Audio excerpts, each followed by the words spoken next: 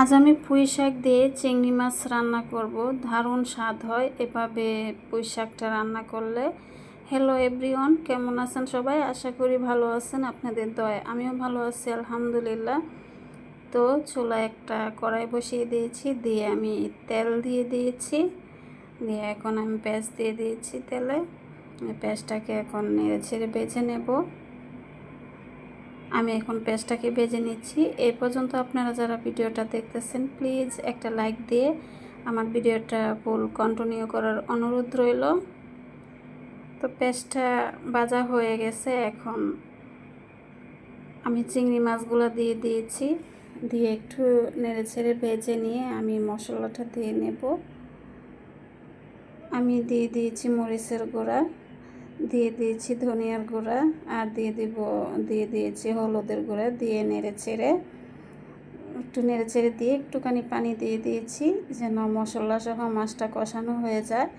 আর এখানে আমি বাটা মশলাটা দেব না, যেহেতু পুঁই শাকের মধ্যে চিংড়ি মাছ দিয়ে রান্না করলে বাটা মশলাটা আমার কাছে ভালো লাগে না। আপনারা চাইলে দিতে পারেন, আমি দেইনি, আমার কাছে ভালো লাগে না তাই দেব না। তো একটুখানি ঢাকনা দিয়ে ডেকে আমি কষিয়ে নিচ্ছি, আর সাথে কতগুলো কাঁচামরিচও দিয়ে দিয়েছি।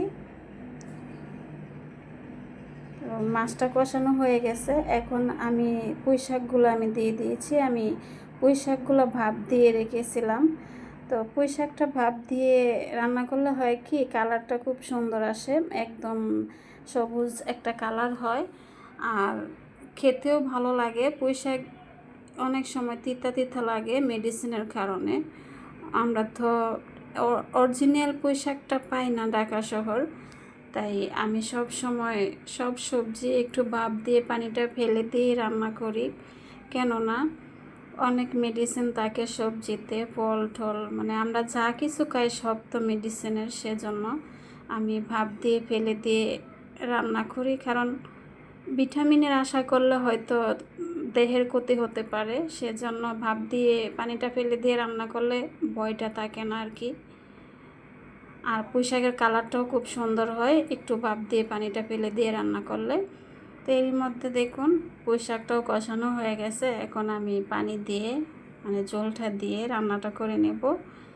তো খুবই স্বাদ হয়েছিল, আর এটা তো দেশি চিংড়ি মাছ, এটা দিয়ে পুঁই শাক রান্না করলে খুবই মজা হয় খেতে। আমি ঢাকনা দিয়ে ডেকে রান্নাটা করে নেব। তো আপনারা যে যেখান থেকে আমার ভিডিওটা দেখতেছেন আপনাদেরকে অসংখ্য অসংখ্য ধন্যবাদ।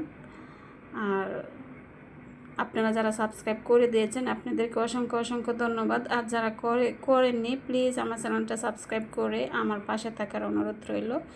আর দেখতে পারছেন যে আমি লবণ দিতে ভুলে গিয়েছিলাম, এই পর্যায়ে আমি লবণটা দিয়ে নিয়েছি। লবণটা দিতে মনে ছিল না, পরে মনে হয়েছে আবার দিয়ে দিয়েছি, অসুবিধা নেই, মিশে যাবে। আমি ঢাকনা দিয়ে ডেকে রান্নাটা করে নিয়েছি, আবার ঢাকনাটা উঠিয়ে আবার নাড়াচাড়া দিয়ে নিচ্ছি, আবারও ঢাকনা দিয়ে ডেকে রান্নাটা করে নেব। তো পুঁই শাকের কালারটা কিন্তু একদম ঠিকঠাক আছে, একদম নষ্ট হয়নি। আর আমি হাই হিটে রান্না করেছি, চুলার আঁচ কমিয়ে দেয়নি। আর শাকটা রান্না করলে হাই হিটে রান্না করলে শাকের কালারটা সুন্দর থাকে, নষ্ট হয় না। তো আমার রান্নাটা হয়ে গেছে, আপনারা কমেন্টে জানাবেন আমার রান্নাটা কেমন হয়েছে।